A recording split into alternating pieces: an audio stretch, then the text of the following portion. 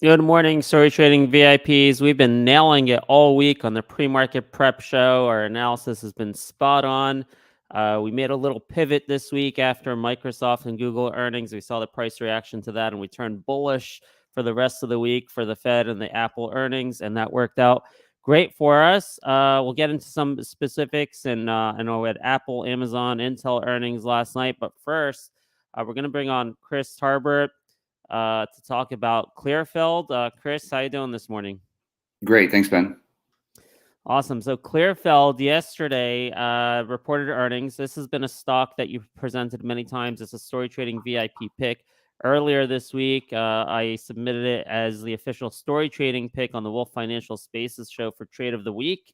So Clearfield had earnings yesterday, and they absolutely demolished it. You can see the headlines here. EPS 92 cents, beat 66-cent estimate.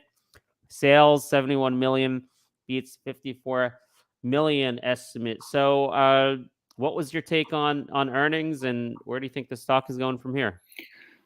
Great question. There's obviously a lot to like in this earnings report. I suggest everybody either listen or read the transcript, and then especially also look at their field report that gives also a lot of color.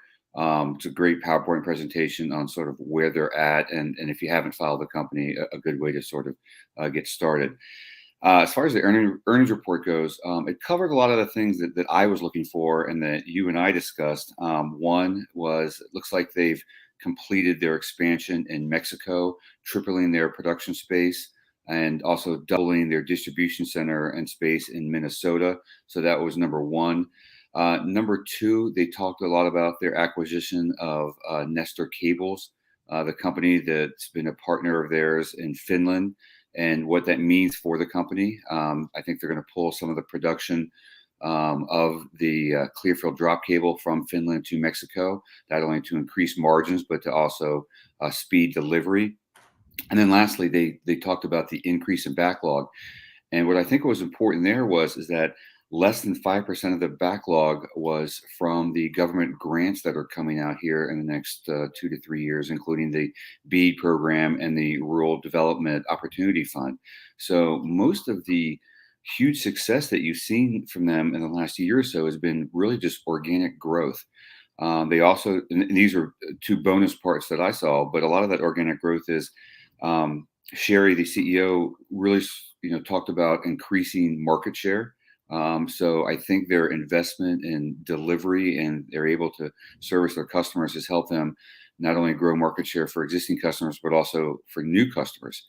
The other added bonus and sort of on that same vein was they talked about their huge jump in business from tier one or national carriers. So that's something that I would like to sort of investigate to see if we can figure out which of the tier one carriers are they gaining more traction in, and what does that opportunity look like in the future. Clearfield has got a dominant share in the tier two and tier three market space. I'd like to think that they're approaching 60 to 70% and growing, but the fact that they're starting to penetrate tier one is just a huge added bonus. As you pointed out, the numbers were absolutely stellar. I think with the growth in Mexico and Minnesota in terms of their production facilities, I think you'll start to see sort of an increase on inventory turns. Last quarter, I think their conversion from revenue to backlog was around 55%. I expect that to be the floor going forward, and only increasing. So I'm going to call out some early numbers here for their next quarter. I'm looking at probably 89 million in revenue and probably around $1.10 in earnings per share. That sort of fits into my target for sometime in 2023. I think you could easily see probably about $1.25 of earnings per quarter sometime in 2023 and growing. So if you look at that, you get a run rate of about $5 earnings per share sometime in 2023. I'll let people apply their own multiple on a company that's continually growing at 70, 75, 80% in top line and earnings per share. With those kind of numbers in this environment, it's tough to see a safer stock with excellent tailwinds than Clearfield, Ben. Great. So let's talk what we think the market might do here for a second. I see Needham maintained by they raised their price target from $90 to 110. Now, yesterday the stock closed right near its 52-week high. The 52-week high is 86.71. You can see here in pre-market 86.70. So as far as short-term price action, the question is, do we get a new 52-week high today? I put out a chart. I put out a article in our VIP room on this pattern. This is a big, gigantic cup that was formed. So the question is, do we get a cup without a handle and just break out above the 52-week high today? Or do we get a handle, which is like a mild correction over a week, some consolidation before the next leg up and getting to new highs? I don't know if you have any insights on that. Yeah, I do. So if you go back to February, you can see that really quick spike down. And as we've discussed in the past, that was, from a short report or short attack, or whatever you want to call it, from an analyst that's not widely followed by Wall Street. So, I think that the stock had a little weakness because of the market, the broader market downturn. But one could argue that the stock should have been here all along. And I think, Wall Street's really finally waking up to sort of the success story that it's had. And if you look at sort of the last, 3 or 4 quarters, Clearfield's been very conservative in their guidance. The analysts have followed suit, and they've literally blown out every quarter for the past year. So I expect that trend to continue. I'm sure the CEO and the analysts will continue to sort of staircase the stock up. So the question I think everyone has to ask themselves is, do you want to wait to get in, or what sort of other validation that you need? So I would look at, if I was an investor, I would look at sort of the results for the last 3 or 4 quarters. Watch as the company has just completely demolished earnings and revenue estimates, and I see that trend continuing. Yeah. I did buy more in after hours. I think fundamentally you've convinced me at this point. The company convinced me. I had relatively small position, but I went bought a lot between 85 and 88 or so last night. Fundamentally, I think maybe it is going to get higher than a 20 PE, because one of the things I was worried about yesterday, before this report, because I don't know this company as well as you do, is the sustainability of earnings. How long is this cycle? And Cheryl, the CEO, spoke to that a little bit in terms of the build out and all this investment they're making in manufacturing. I think she said something like 5 to 10 year cycle, or maybe that was a comment you made earlier in the day. But it's clear. And also, I was encouraged by the fact that most of this business is not yet including that grant money that you've been talking about. Is that right? That is true. And so, look, like I said, I think a lot of the growth you're seeing right now is from the tier 2 and tier 3 market. So, she introduced again some traction with the tier 1. So, I think the other sort of legs that you're going to see, but you're not seeing yet, is one is tier 1 penetration, which is obviously huge. 2, we haven't even really talked about 5G deployment and what Clearfield can, obviously offer there. And then with the acquisition of Nestor Cables, you're getting an introduction into the European market, where their international sales are pretty de minimis right now. So you still got, I think, 3 other product verticals or market verticals that are untapped for them. So the fact that they can grow at 70 to 80% here with just tier 2, tier 3 fiber builds, and they've got these sort of other market opportunities that they're just scratching the surface on. Yeah, I think the cycle is going to be pretty healthy here for a long time. Great. One thing I did want to bring up as a caveat, right? We get excited about the fundamentals and we have our target, but this is story trading. At story trading, we are respectful of other things out there. We're respectful of the net market opinion, the sentiment, the technicals, and something that I noticed on the last earnings report, 9th, it had a reversal candle the next morning. That was also a big beat. It was a 30% beat on EPS. This time we had a 40% beat on EPS, but you can see it had a reversal candle in the morning and then went down to about $50. Now, coincidentally or not, one of the things I often do to assess where a stock might go directly after earnings is I simply annualize the most recent earnings, and then slap a 20 PE on it, right? I use that as just a guide of where the stock might immediately go after earnings. Why? Because I think a lot of people do that. And if you do the math on the earnings on April 28th, annualize it, slap a 20 PE, it actually came to $52. And it's interesting how the stock pulled back to 50 before taking off. So could that happen here? I'm just putting these caveats out there because we don't want to give the impression that this is definitely going up to like $100 today or tomorrow. People throw lots of money into call options and lose everything. We don't want to give that impression because there is a possibility of a dynamic like what I just said. And if you analyze this number here times 4 and slap a 20 PE, it comes to $77, which is right at the 20 DMA. So is it possible we have a pullback first to like $77, $78, and that would basically give you a handle pattern, right? A cup and a handle, and then take off? That's possible. Is it also possible we don't get that pullback and we just explode from today? That's also possible. So just be aware of the possibilities and be respectful of the market. You don't want to go, all in when news like this comes out.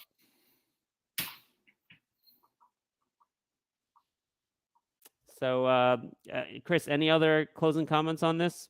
Nope. I'm just waiting to get the copies of the analyst reports, see sort of where their numbers are and their commentary. I guess the only thing, Ben, is I know you interviewed Sherry maybe late last summer. Wanted to get sort of your take on what you thought and impressions of her now that you've been able to listen to a couple of her conference calls. Yeah, it's interesting. She seems very credible. She seems yesterday in the conference call like very conservative. I liked how she was like, we're separated. We want to show the organic growth, so we're separating out the acquisition numbers so people can see how we're organically growing. So she seems like very honest, very transparent, very credible. Maybe we'll invite her to come. Again, it was one of like 5 or 6 companies that came to us unsolicited. Actually, we always get unsolicited offers. We have IR companies contacting us all the time, trying to pitch their companies to us. And I haven't taken like most of them, especially in this environment, because it hadn't had a good track record. Actually, Clearfield was the only one where the IR department reached out to us. We took the interview, and that stock has just exploded since she came on. The other 4 or 5 didn't do well.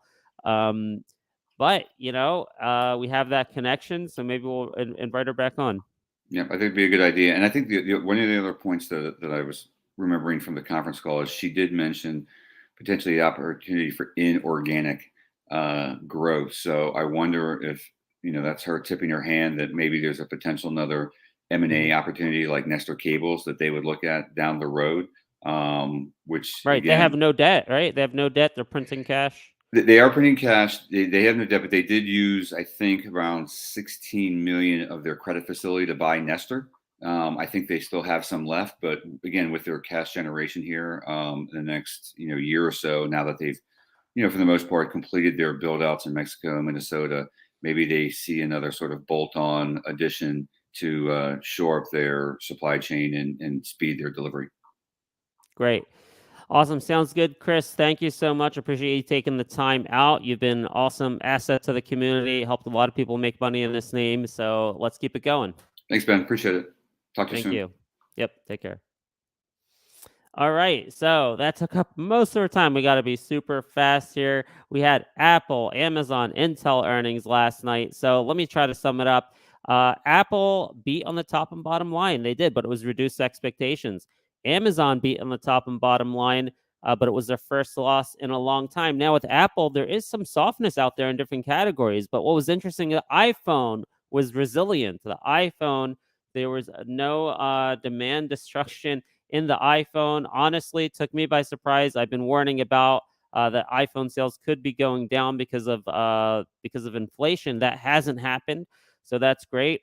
Obviously, I was not short Apple. I was not short the market because we got the direction right earlier this week by analyzing market reactions to Google, Microsoft, to CPI the other week. So we got the direction of the market right, but really surprised at the resiliency of Apple. So let's dig into some charts and see what this means for us here. Apple's over the 200 DMA. which is great. That's a great sign. Apple leads the market. If Apple is over the 200 DMA, above that resistance level, it could mean it's going to stay above that now support level, now that it's above it. If it stays above that support level, could the bottom be in for now? I've been calling the bottom for about 2 months now, at least for risk assets, but I wasn't sure about the major indices. Now, the major indices at this point, I think, could be following Apple. And you can see here, doing pretty well, 2050, 2050 bullish cross. We have some resistance here in the mid-teens on the 300s here on the QQQ. And then you have, a little, it looks like 338. I would say that. So you have 343 on the 200-day moving average, but it's declining. And I see a bunch of candles here. So I would say 340 could be the ultimate resistance. Now, look, I'm not calling for the market to go straight up. Not by all means. I don't think we're out of this at all yet. Look at Intel. Intel missed on top and bottom, and they had a bad guide. And there's lots of other reports there that have been pretty bad. Okay. So I don't think the end of the macroeconomic issues are over. That does not mean, though, that stocks haven't bottomed. Maybe they have. I really don't know. I'm just saying I think we have a period of stability here, a period of there's all the news is out of the way. No CPI data coming, I think, for 2 more months. Not CPI, I'm sorry. No Fed interest rate meeting, I think, for another 2 months. We have the midterms coming up in November. So I think, politically, that's could be good. They're maybe going to try to engineer some good markets before the election. So I think we're in the clear. I said earlier this week, I think we're in the clear, and now this just confirms it. If you look at Amazon, by the way, you do have some significant resistance at 140 right here, even a little bit. Hold on. I would say maybe even 135, actually. Yeah, it's right at 135. So you do have some significant resistance at 135 before that 144 level. So really, I think it's nothing is changing, right? I've been almost fully invested since a few days ago. I've been fully invested in the risk assets for a couple months already. So I think we can take a deep breath and relax. Again, there's going to be corrections. Now the story is going to be driven not by CPI and recession and interest rates for the next 4 to 6 weeks. The story is going to be about valuations and earnings, and are we overvalued, and do we need to have a correction now because we got ahead of ourselves? Like, that's going to be what's driving the story here in the next couple of weeks. What's going on here? That looks like bad data. What's going on? 302, 304, 305, 306. I still see the bid and the ask here at 311. I think that's bad data. The level 2 is usually more accurate here on TD Ameritrade. Okay, those are probably some weird erroneous prints. Okay, so that was weird. Okay. In any case, all right. So what else do we have? I want to point out PLAB hit another 52-week high yesterday. One of our favorite stocks here in the story trading community. I've noted. I think the next resistance levels in the 25 to 26 area. You can't see it on this 5-year chart. This is a 17-year high. So you got to pull out a desktop chart to see that 17-year high on PLAB. Everything going really well over there. I want to point out again, in addition to Clearfield, these 1, 2, 3, 4, 5 stocks, and maybe we'll throw a 6th one on it, although more speculative, and story trading VIP picks, which are very profitable. They've all outperformed, and many of them at 52-week highs. Clearfield today, probably, I think at the open, will hit a 52-week high at least briefly. PLAB hit a 52-week high yesterday. REL hit a 52-week high right before earnings a couple weeks ago. Air, because it had that huge jump last year, is not anywhere close to a 52-week high, but things are trending in the right direction. Awesome earnings report. Celsius getting close to a 52-week high, believe it or not. Another VIP pick. All of these are doing great.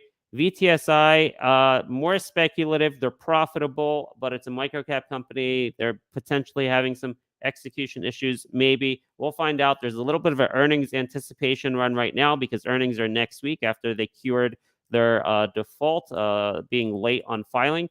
That's been cured. They're reporting next week. You see an earnings anticipation move here. I have some trading shares I got into at 476, and maybe we'll make a move before earnings. If we get to like 550 or 6 or something like that, possibly. It's possible because it's very thin.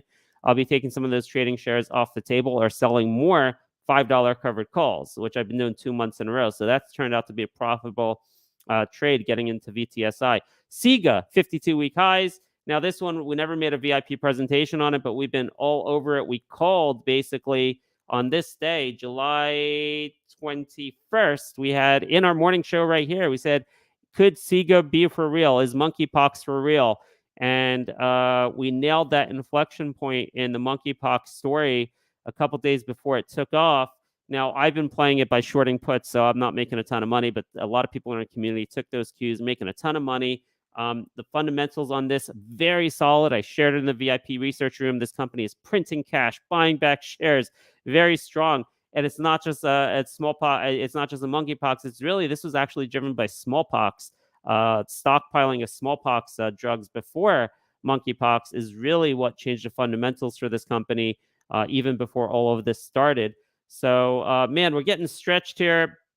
I don't know where the top is, but I really don't care because I'm focused on where the bottom is and where the support is, and that's how I'm choosing to sell puts on this. I keep rolling my puts higher.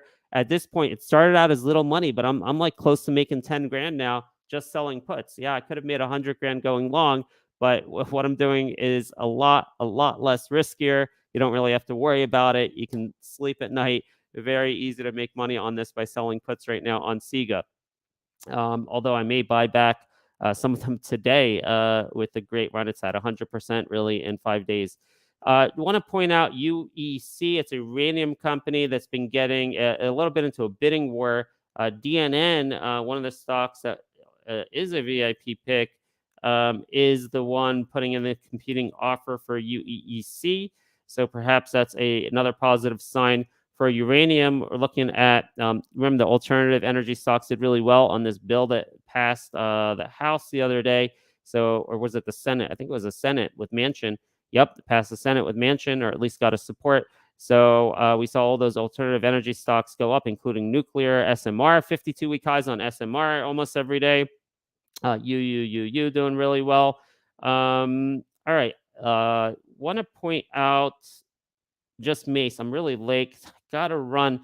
But MACE is a stock that, just take a look at the commentary. I am not, right, do not buy this stock. It's not a good stock right now. But this was presented to our community a couple years ago. Kept it on my watch list. They had earnings. I don't know why it's not here on the May 4th.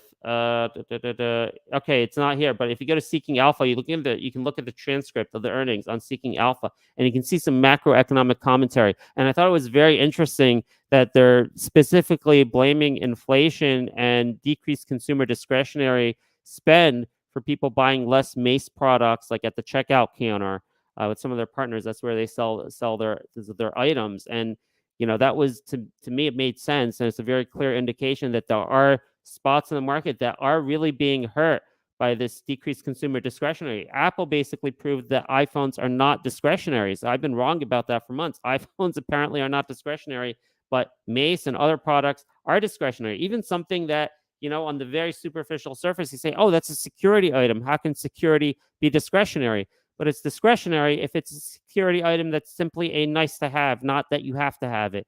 It's a discretionary item when you didn't plan to buy it before, but you have extra money because the Fed, the people are giving you money, the government's giving you money, you're at the checkout counter, like, all right, I'll get this little gadget, right? So then it becomes consumer discretionary, even though it looks like a security item. So that's something to be aware of, as we go forward. We're not out of the woods yet, macroeconomic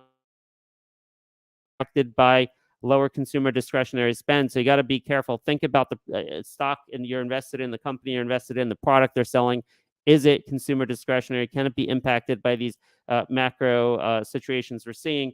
So that's all I have here. And I just want to say, look, I think we're out of the woods for now in terms of, is the bottom in? Yeah, I think for now the bottom's in, perhaps in the next 2 or 3 months even. That means we're not going to get lower lows in the next few months. Doesn't mean we go straight up. It doesn't mean we can't have a 5 or 10% correction. We can. So be careful out there. But I think with the bottom for now being in, it's a great environment for stock picking. Stocks can trade on their own merits when they have catalysts, when they report earnings. I think that's the environment we're in for the next few months. So good luck, everyone. Let's continue the collaboration in the rooms. Monday night, probably going to be our next VIP meeting. Actually, we have this every morning, but as far as an extra VIP only session. We'll let you know on the details for that. Probably going to be Monday night, 9 p.m. So good luck, everyone. Thanks for joining us, and let's continue collaborating in the rooms.